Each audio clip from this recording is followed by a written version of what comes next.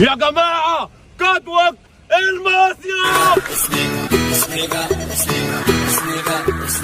اوعى لو وسع كده سند ومفتوحة كده. يلا بقى فضوا المساحة، هي كده وهو ده الموجود، هي كده وهي دايرة بجاحة. اكتب السابقة في المردود، وهو ده الموجود وبحب الخربشة.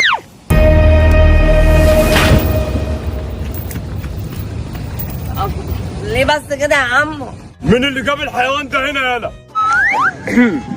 اللي انت ما تعرفوش بقى يا بابا ان ابنك محمد كان جايبه معانا في الميكروباص من غير ما يعلفك، وكمان دفع له القضله.